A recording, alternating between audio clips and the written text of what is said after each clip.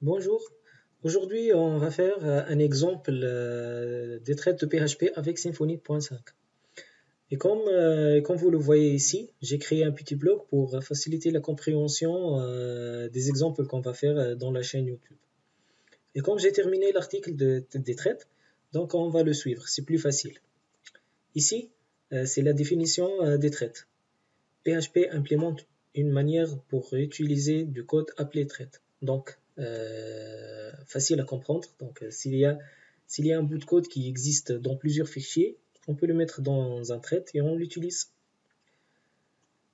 Commençons notre exemple. Donc, on va utiliser API Platform pour faire un test d'ajout et d'édition simple.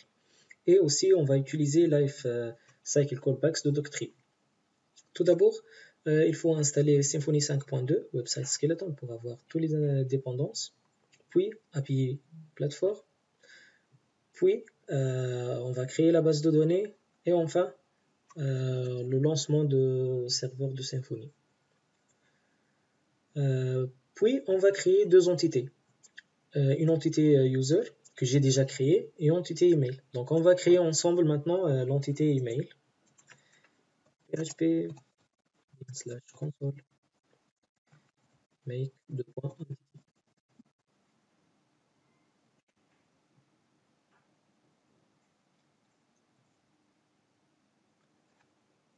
on va l'appeler email.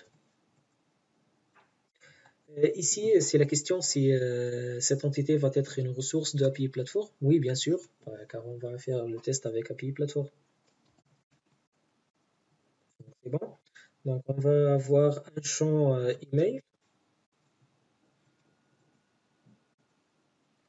un champ object et un champ content. Aussi, on va ajouter un champ created@. Comme vous le voyez ici, si on va créer un champ sous la forme le nom du champ avec Symfony va savoir directement que c'est un champ de type datatype. Aussi, si le champ, par exemple, is deleted, is removed, is updated, donc Symfony va savoir aussi directement que c'est un champ de type booléen. Updated, si.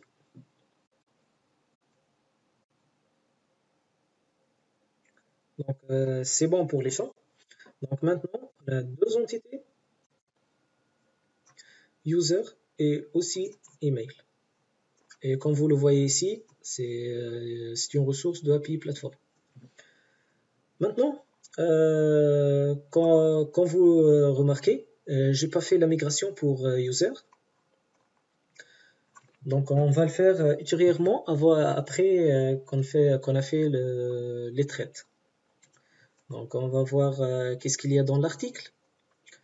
Donc ici, dans cet exemple, le bout de code qui se répète, c'est la partie de deux champs created@, et updated@. Donc il faut tout d'abord créer le dossier qui s'appelle traite sous le dossier entity, puis on va créer le fichier qui va appeler timer.php qui contient le bout de code répété. Donc on va faire ça aussi.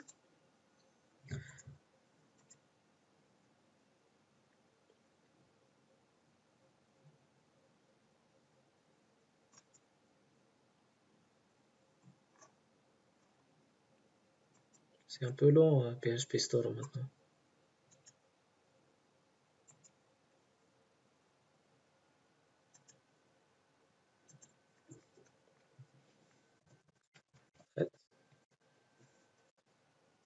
Aussi, on va créer un fichier PHP. Timer.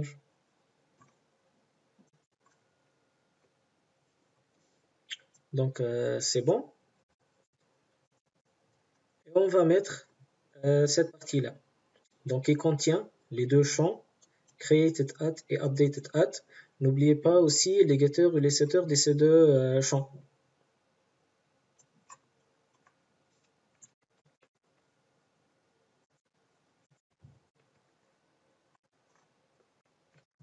Donc c'est bon. Et pour l'utilisation des threads, il suffit de mettre use et le nom du thread. on va faire dans les deux entités, ici. Aussi, n'oubliez pas de importer le trait. C'est bon, comme vous le voyez ici. On va faire aussi ça avec la classe user.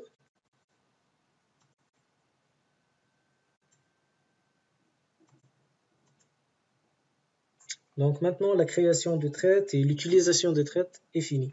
Mais n'oubliez pas de supprimer ces champs-là des deux entités.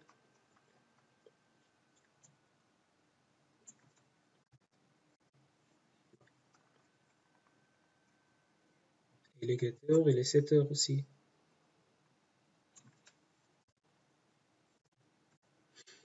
Donc on a supprimé de user. Maintenant on supprime de l'entité email. Donc ici, c'est bon.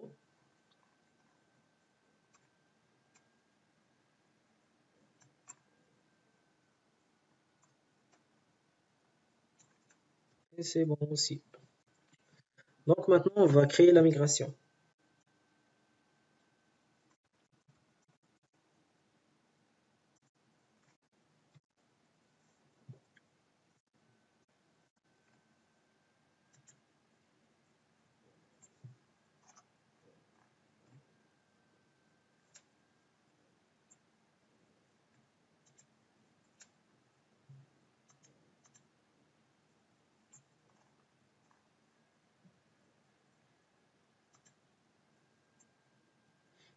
Donc c'est bon, on a fait ça.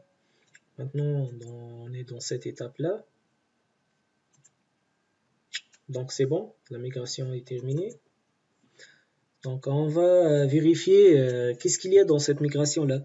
Donc créer ta table email avec les champs et aussi, comme vous le voyez, elle a pris en compte les deux champs updated at et created at.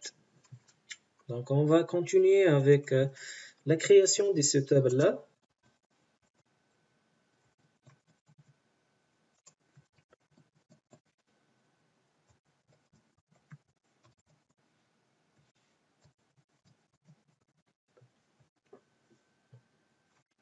Oui,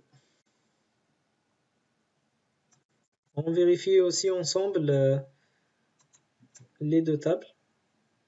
Donc dans la base traite. Et comme vous voyez, donc il existe les deux tables avec tous les champs. Par exemple ici, ID, email, object, content, created at et updated at. Donc c'est bon pour cette partie-là. Donc on va continuer avec deux exemples d'insertion et modification. Mais avant ça, on va utiliser Lifecycle Callbacks qui gère les événements avec Doctrine. Donc on va voir ça dans l'article aussi. Donc on va ajouter cette annotation-là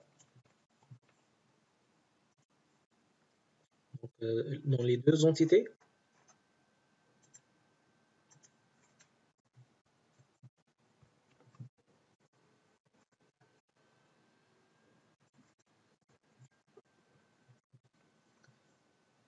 Et puis on va créer cette fonction-là qui existe dans le thread timer. Qu'est-ce qu'elle va faire? Quels sont les événements qu'elle va traiter? C'est pré-persist, donc avant l'insertion, et le pré-update. Qu'est-ce qu'elle fait cette fonction-là? Donc elle va vérifier si le champ created@at est nul. Donc elle va setter ce champ-là avec new datetime immutable. Et aussi, toujours, elle va setter le date de update. Donc l'idée c'est quoi? Si le champ created@at n'est pas nul, donc s'il est déjà créé, donc c'est une édition. Donc c'est ça l'idée. Qu'est-ce qu'on va faire? On va copier cette fonction-là et on va mettre directement dans le thread timer. Donc ici, c'est bon. Donc on va faire un petit test, par exemple avec l'utilisateur. Tout d'abord, on va vérifier l'existence de deux entités, user et email, avec API plateforme, juste pour vérification. J'ai déjà fait l'entité user. Et on va vérifier maintenant l'ajout de l'email.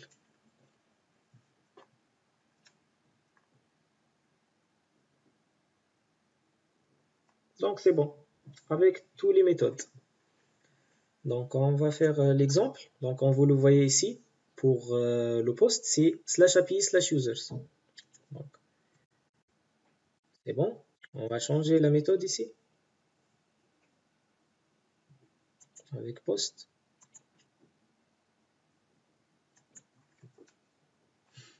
Et on a le body first name et last name. Donc on va envoyer la requête et on vérifie directement dans la base. C'est bon. Donc il existe un retour avec tous les champs existants dans la base, dans la table, désolé. Donc on va aussi vérifier dans la table user. C'est bon, donc il est ajouté.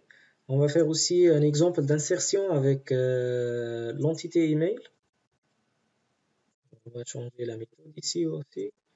Donc il existe le mail, l'objet et le content. On n'a pas mis les deux champs created at et updated at car ils vont être gérés automatiquement avec l'événement pré-persist et pré-update. Donc c'est bon ici. On va vérifier aussi sur la base avec l'entité email. Donc c'est bon. Maintenant, on va faire un autre test pour l'édition. Donc on va revoir ici et on vérifie là. Donc c'est put ici. Donc /API/user/ID. Donc comme on est les deux insertions sont les premiers, donc l'ID c'est 1. On vérifie là. Donc on va changer la méthode et on va ajouter /1. Oui, je vais ajouter par exemple 1 ici et on va vérifier. C'est bon. Donc on va aussi vérifier dans la base de données. C'est bon, donc il est déjà ajouté le 1 et les 3A. Et comme vous le voyez ici, le champ updated at est changé. Donc c'est bon, notre petit système qui utilise les traites et aussi gère les deux événements pré-persist et pré-update fonctionne correctement. Donc pour ce système-là qui est géré par Lifecycle Callbacks, on peut aussi le changer avec cette partie-là. On peut le changer avec une méthode par un event subscriber aussi. Donc je vous laisse pour la prochaine vidéo. À bientôt.